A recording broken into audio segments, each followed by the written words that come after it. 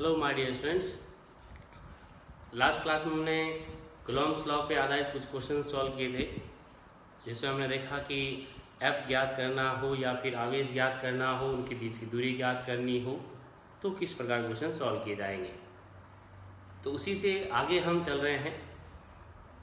जैसे Coulomb's law पर आधारित ही अगर हमें कोई क्वेश्चन पूछा जाए तो फिर और कैसे सॉल्व आउट करेंगे। जैसे मान लो कि तुम्हें कहा गया कि कोई दो आवेश है Q1 और Q2,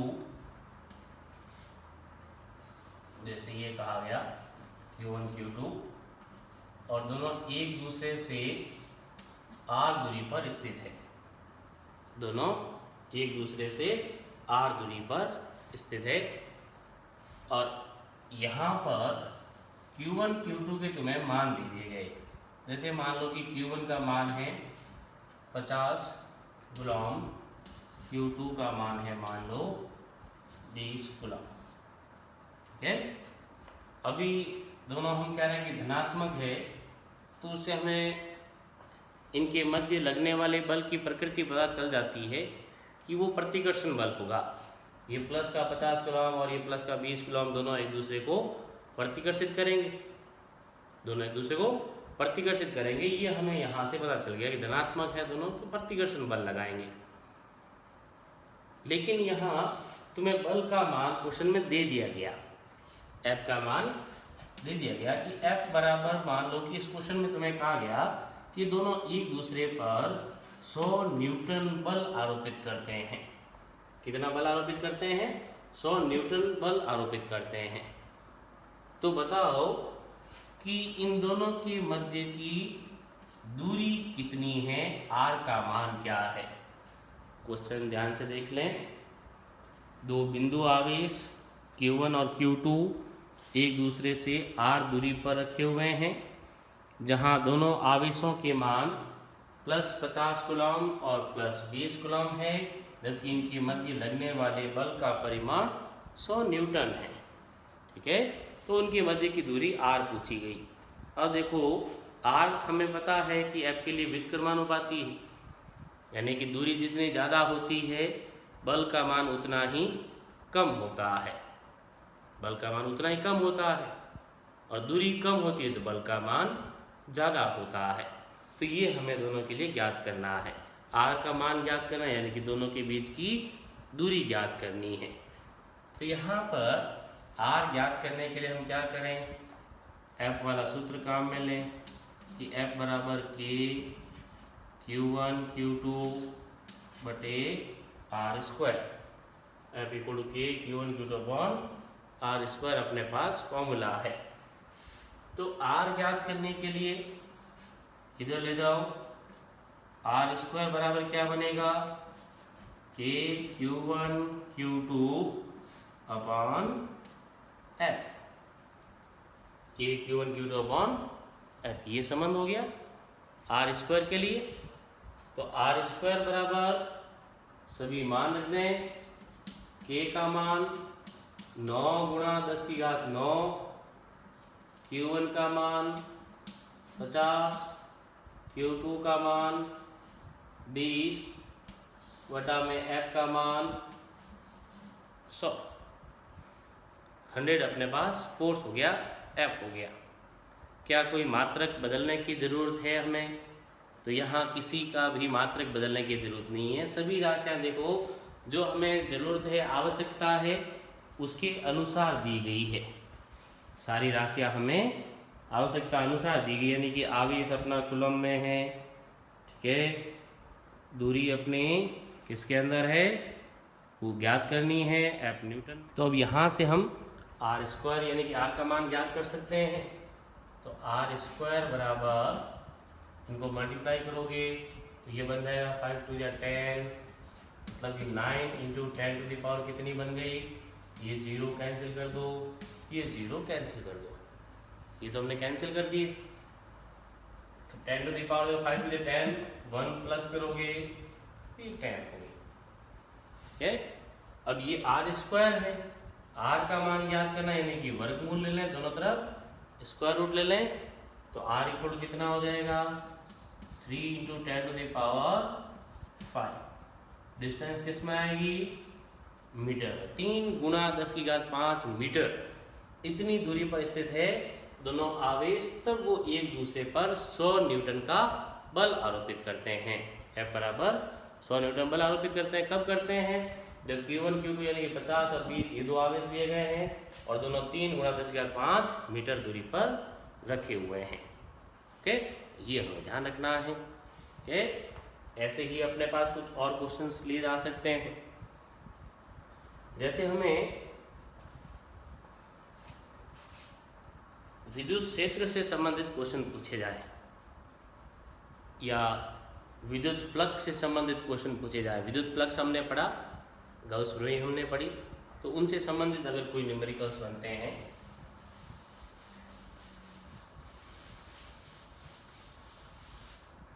जैसे यहाँ मैं विद्युत फ्लक्स से संबंधित क्वेश्चंस ले रहा हूँ।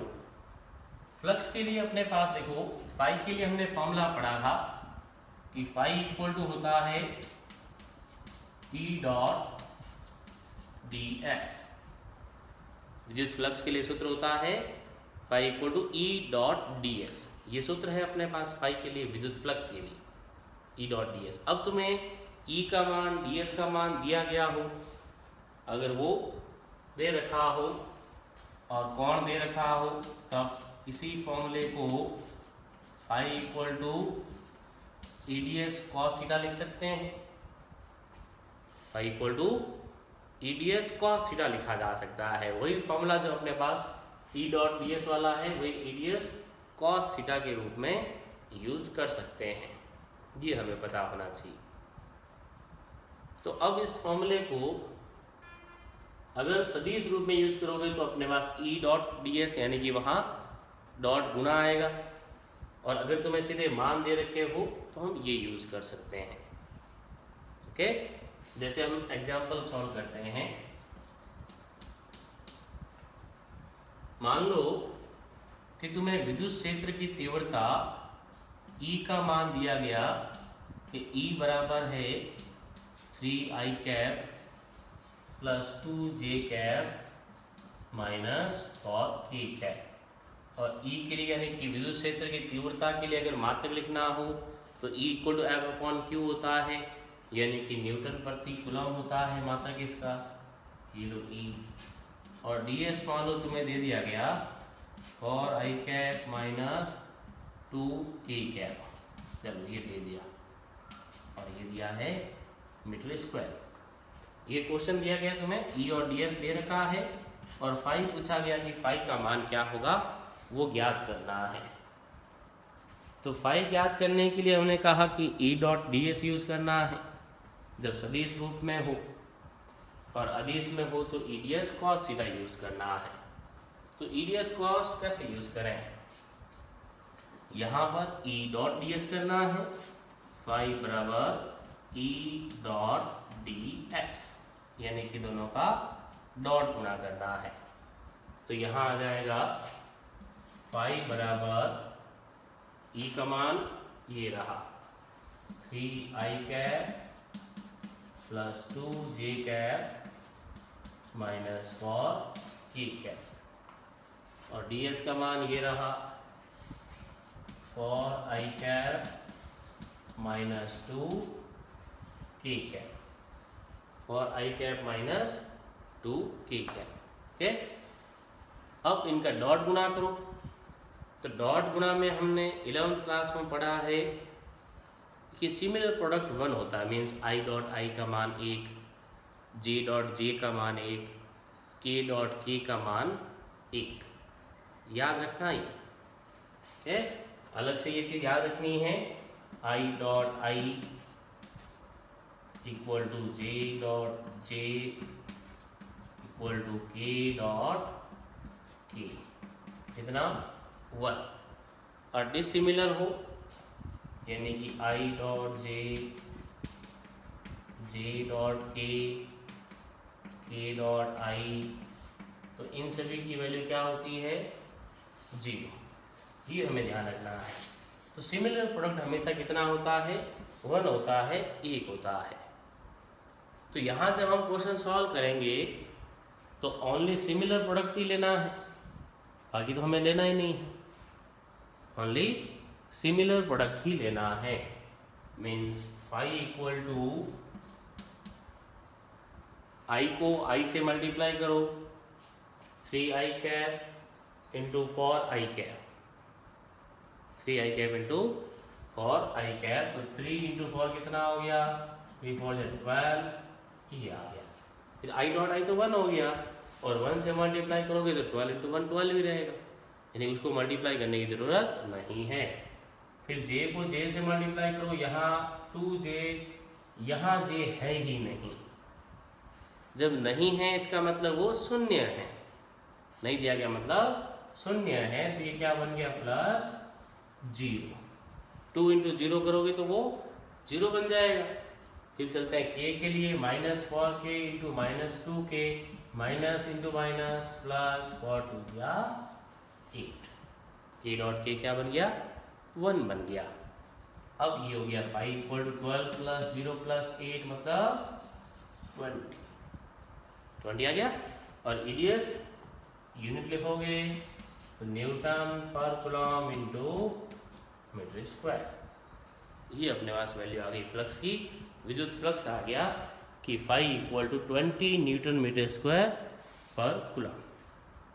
ओके, अब ऐसे ही अपने पास और कोई दिया गया हो फ्लक्स से संबंधित, जैसे हम लेते हैं और क्वेश्चन, ये देख लें ध्यान से, फिर हम नेक्स्ट क्वेश्चन सॉल्व करते हैं। और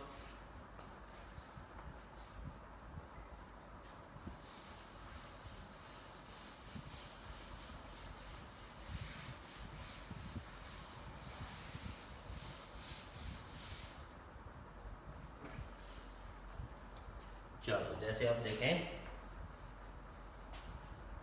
मान लो कि तुम्हें ds की वैल्यू दे रखी हो 3i cap plus 2j cap plus k cap, okay, ये दिया गया हो, ये मान दे दिया गया। और फिर तुम्हें कहा गया कि फाई की वैल्यू जो है वो है अपने पास 20 न्यूटन पर कूलम इंटू मीटर स्क्वायर, और जो थीटा है वो तुम्हें कह दिया गया फाई, और थीटा जो अपने पास है वो हम मान लें ये अपने पास है 60 डिग्री। ओके, ये मान तुम्हें क्वेश्चन में दिए गए। इसको मैं ds को थोड़ा इजी कर देता हूँ, अभी फर्स्ट टाइम तुम सॉल्व करोगे तो थोड़ी डिफिकल्टी होगी। इसको मैं लिख देता हूँ, ये लो, आसान हो गया, वैसे समझ गए होंगे क्यों किया ऐसा मैंने, स्क्वायर रूट आसान हो जाएगा तुम्हारा। तो ये ds equal to 3i cap plus 4j cap, phi equal to कितना 20 न्यूटन मीटर स्क्वायर पर कूलम, और जो cos थीटा में हम थीटा यूज करते हैं वो तुम्हें दिया गया है 60 डिग्री, 60 डिग्री दे रखा है। अब इसमें तुम्हें पूछा जाए कि विद्युत क्षेत्र E का मान क्या होगा, विद्युत क्षेत्र तीव्रता E का मान क्या होगा वो ज्ञात करना है। तो E कैसे ज्ञात करें, विद्युत क्षेत्र E ज्ञात करने के लिए तुम्हारे पास सूत्र है फाई का, कि फाई इक्वल टू है ईडीएस कॉस थीटा, जिसमें से तुम्हें E पूछा, फाई दे दिया, ds दे दिया, थीटा दे दिया, तो phi equal to EDS cos theta होता है।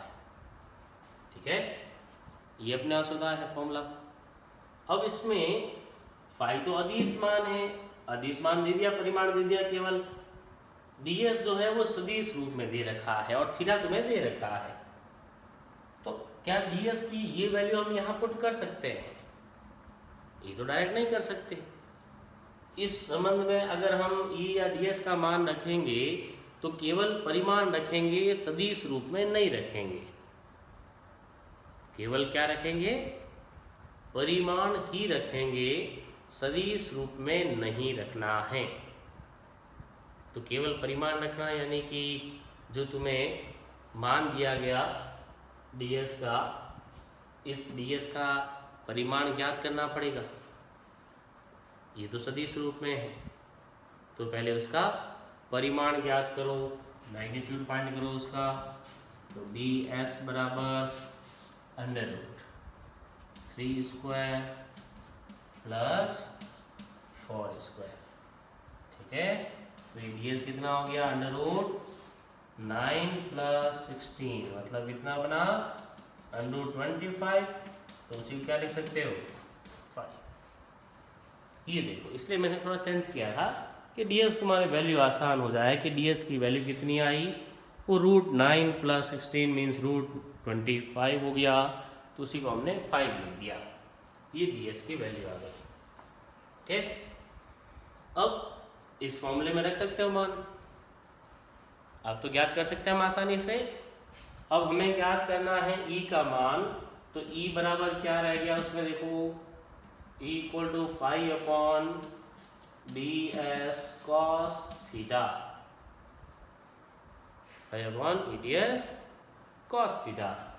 तो ये बन गया e = 5 कितना दिया, 20, ds कितना आया, 5 cos 60। बस ये सारे हमने मान रख दिए। देखो जो क्वेश्चन में दिए गए थे, जो मान हमने ज्ञात किया, उसके अनुसार हमने रख दिया e = 20/5 × cos 60 डिग्री। तो ये बन जाएगा e = 1 टाइम, ये कितना हो गया, 5 और 20, 4 बार गया। और cos 60 की वैल्यू 1/2, 2 से मल्टीप्लाई करेंगे cos को, तो कितना बन गया, 8। ये e की वैल्यू आ गई। और e का मात्रक क्या बनेगा अपने पास 5 का, e का विद्युत क्षेत्र तीव्रता का e को F/Q न्यूटन प्रति कूलम।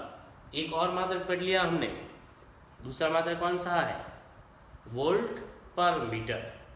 दूसरा मात्रक अपने पास वोल्ट प्रति मीटर था, तो वो भी हम काम में ले सकते हैं। और E बराबर 8 न्यूटन प्रति कूलम भी काम में लिया जा सकता है, ये ध्यान रखें। ये अपने पास क्वेश्चन हो गया। देखो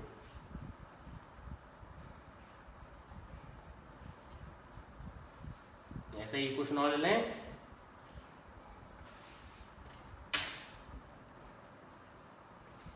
नेक्स्ट क्वेश्चन और लिया जाए इसके बाद।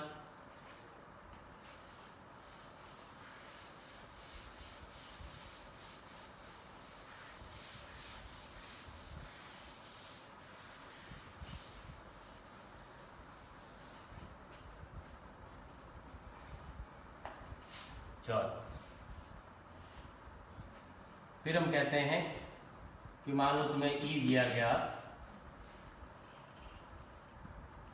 कितना ले, 10 न्यूटन प्रति कूलम।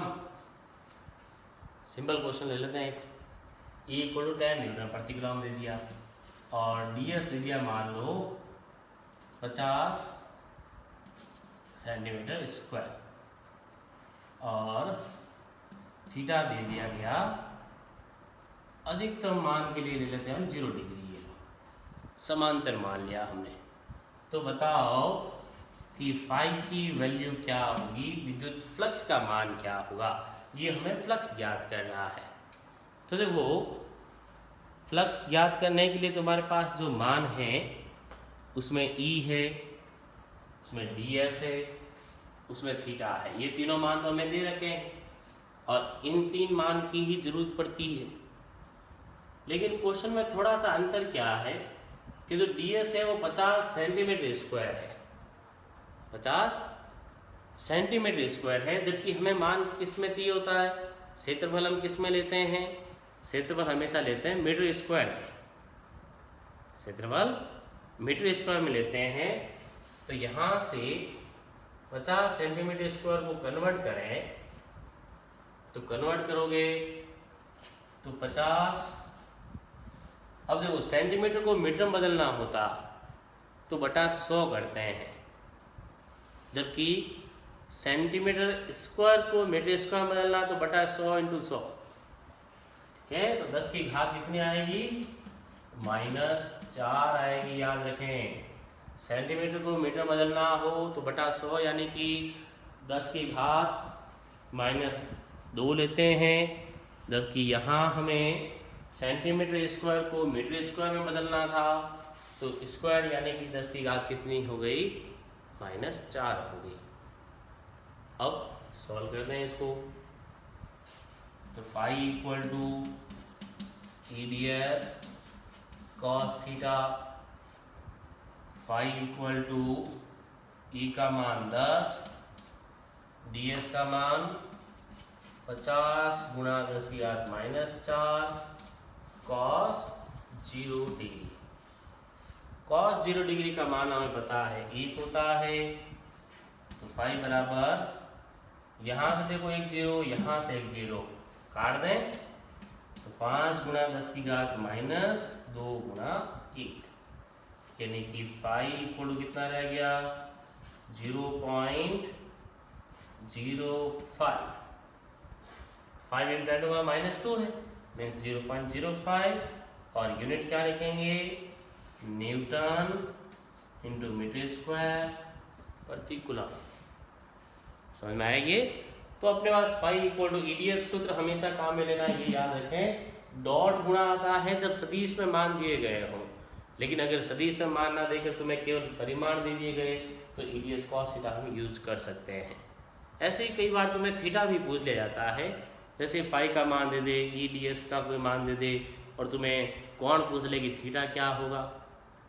थीटा किसके बीच का है? विद्युत क्षेत्र की दिशा तथा DS यानी कि क्षेत्रफल सदिश के मध्य बनने वाला कोण है, ये याद रखें। ओके, तो इस तरह से कुछ क्वेश्चंस और सॉल्व करें घर पे बैठकर और इनकी प्रैक्टिस करें। ओके।